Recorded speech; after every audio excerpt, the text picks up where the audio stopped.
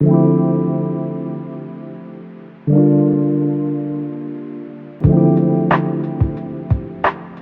viewers. Today on Viewers TV's trending series, we'll be discussing about Idalia's African educational milestone, their impactful partnership, and then with the co-founder, Mr. David Doso. And I am your host, Victoria Okwamedoa. Stay tuned.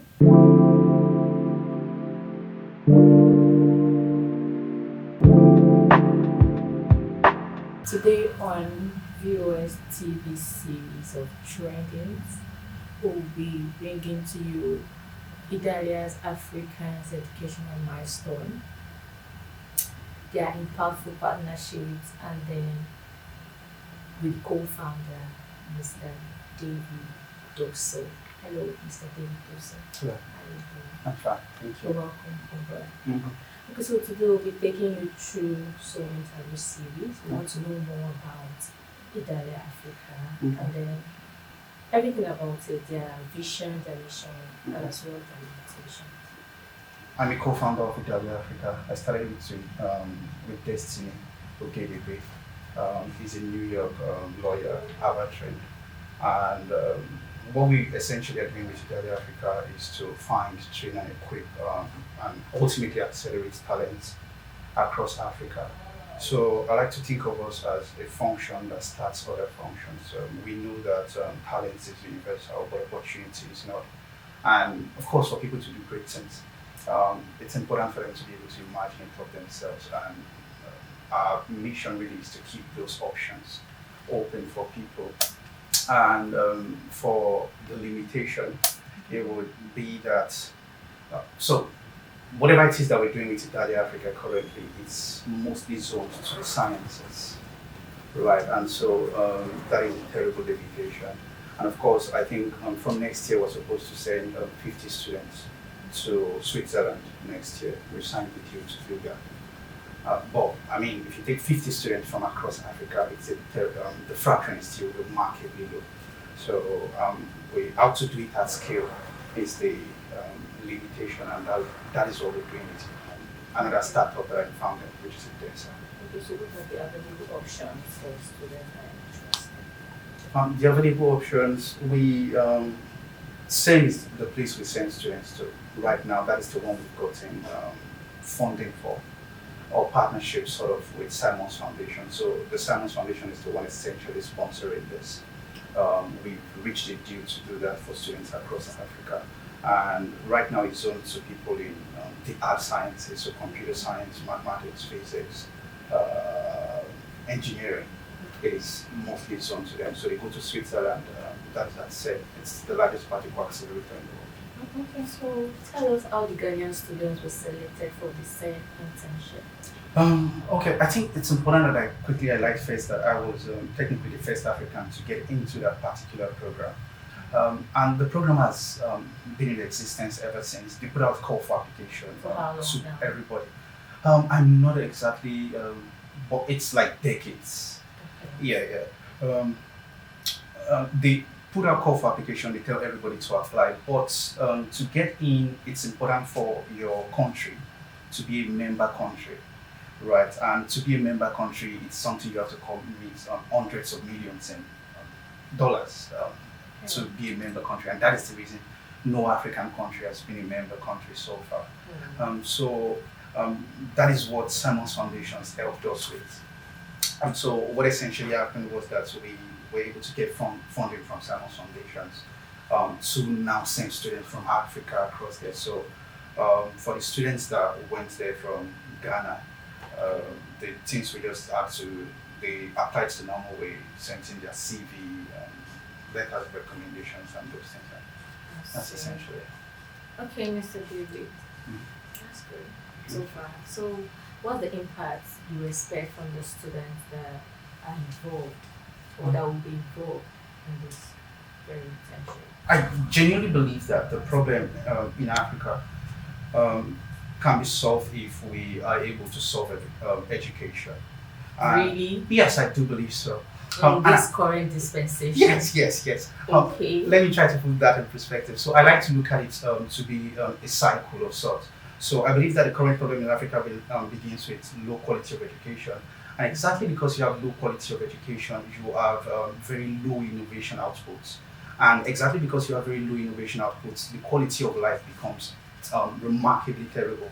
And exactly because of that, when you now have a few persons who manage to do well in spite of the system, the thing they immediately begin to think of is greener pastures, and so they leave the country, which then leaves the rest of the people who go back to the system to teach, to even give an even lower quality of education. So of course we're losing remarkable talent. We have really smart people in Africa, but we're losing them, right? So if we're able to solve education, then we will be able to increase the rate of innovation. And if we're able to increase the rate of innovation, then we should be able to increase the quality of life and then So, retain our Mr. David, talents. you're saying that with education, one can conquer every margin. I like to think so. I mean, we saw what that. How about the educated people that did not do that eventually? They are struggling. Like when they talk in their opinion, you can say that, oh, you can imagine if the person is educated or maybe half-baked.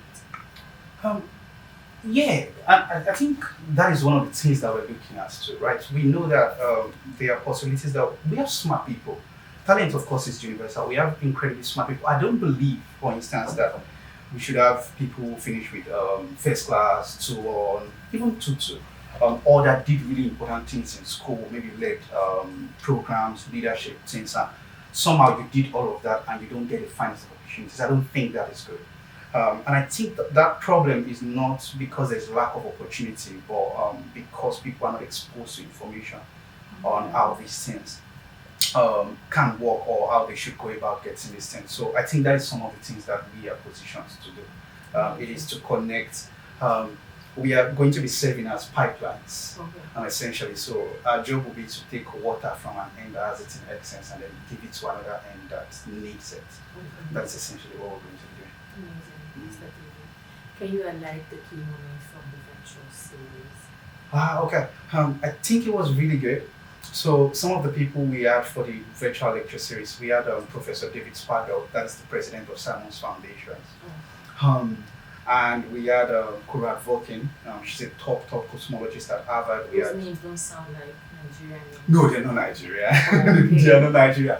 Okay. The reason I'm quick to say they are not Nigerian is that I believe that there's something that is fundamentally wrong with the way education is approached all over the world, and Africa cannot afford that stupidity. And by that, what I mean is that the way education is done so far is that you have. I mean, let's say this is the best way I think to reimagine education will be that let's take the movie industry for instance. Let's assume that Christopher Nolan, that wrote Batman Begins, after writing the script, he decides that okay, I've written the script for this. Hollywood is going to do it all. Now we're going to send it across countries and local governments in the world. You people should do your own in your own place. It's what happens is that the people in Hollywood are going to get the finest of experience of the movie. Why? Because the actors are there, because the best crew members are there, the best technical team. They are in Hollywood. So the people who are in New York, those are in Los Angeles. Those are going to be the persons to enjoy the finest of that movie. And then you take it to a place like Ikoga in Badagry. And who is going to act it there? So essentially, the best way to do education, and that is exactly the way we know that the movie you won't get the best of experience in some places, but that is the way education is being done. That someone makes the discovery, those are the finest and the smartest of people in the world. They make the discovery and then they write the textbooks. And then you distribute it for everybody. Okay, teach it across your local government. And these people do not even have the technical expertise. I mean, I was literally the first African to go to CERN. And that is the most important science laboratory in the world. And none of my professors have access to that. So how are they supposed to communicate this thing? So the best way to do it would be to have the best of persons, teach it from wherever they are. We find a way to give access to, direct access to that to people all over the world. So that is what we are doing ultimately, yeah. Very good.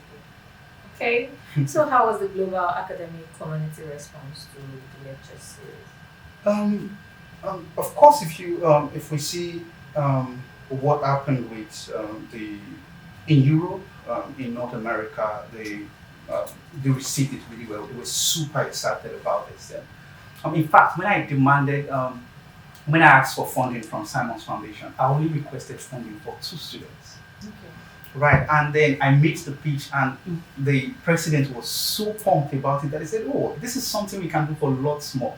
And then he told me to prepare a budget. In fact, he asked me to prepare a budget, and then I prepared a budget for just 2 persons. And he CC'd the vice president and whatever, and there were lots of exclamation marks in there. So that is how you know they are super excited about it. And then he CC'd me in the email, and then I submitted the budget, and they were really confused that no, give us the budget. And I'm like, that is the budget. And they were super confused that why just 2 persons? So they were expecting a long list of persons, and that was how we opened conversation that, oh, okay, now we are going to do it for a lot of persons. So they received it really well. Of course, it's still terribly slow in Africa because people, the problem here is always gatekeeping. Yes. Right. And that is the reason we actually took it to Ghana. How do you mean gatekeeping? Sorry. Okay, gatekeeping. So if you check across Nigeria, across Africa, the gatekeeping is totally understandable. It's just not the way to go. And by that, what I mean is that when opportunities like this come, and you know, for instance, that they're going to be taking 2 students from Nigeria, then whatever institution they reach out to, technically the institution is supposed to publicize it. Yes. Right, for everybody to apply, compete, and let the best person win. Yeah. Right, and not only will doing it this way increase the overall commitment of people to sciences, it makes it so that the best people are the ones who actually get into the program. But it is being gatekept in the sense that they only tell a few persons, and only those few persons apply for this program. So that is the major problem we have in Nigeria, and that was the reason I said, okay, let's start with Ghana. Okay. With this, so I took it to Kwame Nkrumah University of Science and Technology. But okay, put this thing out to your students for them to apply. Is there a specific cost for this program? Like if you want to be a part of the program, you want to apply, is there a specific cost? No, Science Foundation covered everything. Oh my God. Yeah. And yet they will gatekeep such in Nigeria. Yes. I mean, the students are being paid, if we convert it to Naira, I think 2.4 million Naira monthly in salary for just being there.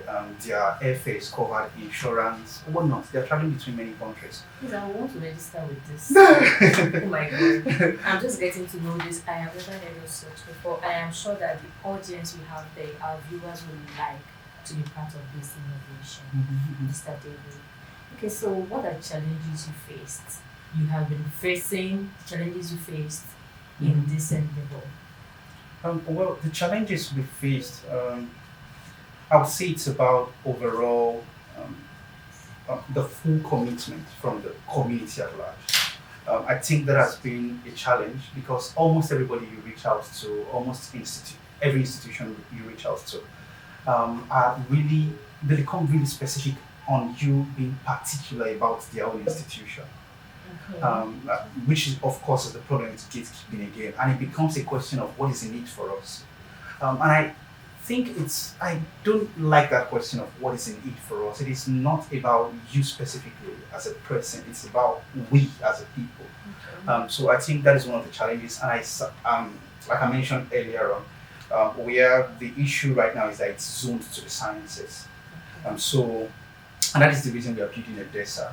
So a DESA is literally piggy vest for study abroad opportunities. Piggy vest for study abroad opportunities. We are not piggy vest. I'm saying that we are like piggy vest for study abroad opportunities. Like piggy vest, like I want you know the way in piggy vest you save money. Let's say you want to buy a car, for instance. You save up to it and you lock it somewhere, and then when you're done, you can buy a car. Right. So we are doing that for study abroad opportunities. So essentially, we were able to minimize it to the minimum amount of costs it would take us to be able to help students apply for study abroad opportunities. So we cap it at 700,000 Naira. So if anybody is able to save up to 700,000 Naira, if they are registered on the app and they save up to that, we then help them apply for study abroad opportunities. And like it's 100% guarantee. I'm not going to go into the details of why it's 100% guarantee. Because I our won't do viewers that. need to know I won't do that. All right, you know this is Nigeria, and then people will want to know what they are about to go into. If they don't have the full details of what they are about to go into, they may, give a cold shoulder towards going into it eventually. Okay, I think this is a tricky one, and the reason I'm saying it's a tricky one is because, this year alone we sent, I think, 11 students out of the country, and two of them were the ones we raised money for to go there, and of course there's this robust network that I have already in these scholarship admission circles and things like that. And that is the exact reason why I cannot go into the detail, because it's something I don't know, get sued for or something. He's listening and that, right? Yeah, right. But you can just give us the preliminary information about the things we're going to. Okay, so what we do essentially is that we're going to, and it's regardless of your grades, we don't really care what grades the person's finished with in university. We don't care. And it's open to undergraduates, it's open to graduates, we don't care about that. So essentially what we're going to be doing is that we look through what you have so far, and then we ask you some questions, we make you go through some things. If we find out that maybe your CV, your resume is not up to par, then we make you go through some processes, so we can quickly boost it up. It's a really easy process. We have everything done. Tell us the virtual challenges you faced organizing virtual CV. The challenges with that, I think we're able to quickly mitigate against the challenge because I had a remarkable team for the virtual lecture series, and of course Destiny Oginibi was really, really supportive. He's a big person on social media, Mr. Possible, so he was super supportive in all of that. So I think we're quickly able to mitigate against the issues we had with the virtual lecture series. Yes. Wow. This is seeming like what is very possible. It is possible. Get into one day. Okay, Mr. David, what are the Idalia's African long-term goals for educational development in Africa? Can you tell us? I think ultimately our aim is to increase the modal output innovation. So that's like frequency. So right now, if you ask what is Africa contributing to innovation on the global landscape, it's like almost non-existent. I don't think you will be able to think of anything, right? we know what the United States is contributing, we know what China is contributing, and how do we make Africa become a global voice? In this, that is what our ultimate target is. I think we're going to fix everything. The idea is quite bold. We intend to change everything. As in Africa or around the world? In Africa and for the world. Okay. Yes. So how do you intend changing these things around the world? Well, like I said, we're going to start with education. Okay. And if we're able to get education right, then I think collective enlightenment is something that is really important to be able to have global discourses. Right, when people have a certain level of intelligence, then they can reason better, right? And if we're able to fix education, then those people who we are taking to education, this is not just zones to send. We are going to be sending people to Tesla, to SpaceX, to NASA. We are in conversation with OpenAI, they are the leading organization in the world with artificial intelligence community. We're in conversation with them. Their vice president is actually in Nigeria, and I'm our country. So these are some of the things that we intend to do. So as things progresses, we're going to be, we are not just focused on people doing PhD and masters. We are going to be sending people to the finest to work in Google, to work in that is for free. Yeah. Okay. I hope viewers can hear all of this and they see the importance of certain innovations like this. And I hope you make most use of this innovation because it is hard to come by. Trust me on this, it is hard to come by. Okay, so Mr. David, before we go, I like to know, I like to tell the viewers, okay, how viewers can support Idalia Africa's initiative. I think I would just say one thing: get involved. Right. Visit the page. Find us on social media. It's Idalia Africa. Really, just get involved in this thing. Be aware. Talk about it with people. It's going to become big. What is the official handle? Do you have the official handle? Yes, that yes. people can follow you with? That would be idaliaafrica.com. That is Idaliaafrica.com. IDALIA Africa.com. Idalia means beyond the sun. It's Greek Italian. Okay, we go to Yes, Africa. all right, Mr. David, thank you for coming Thank studio. Thank you for coming on board. Thank you very I'm much. really glad to have you, and I'm sure that the viewers have learned a lot about Idalia Africa and then how to go about it. Have a great day. Thank you so much. Thank you. Alright, audience, that's the end of today's series of trending. And then with Mr. David Dosu. Hope you heard all of that. I hope you make most use of the opportunity. Have a great day.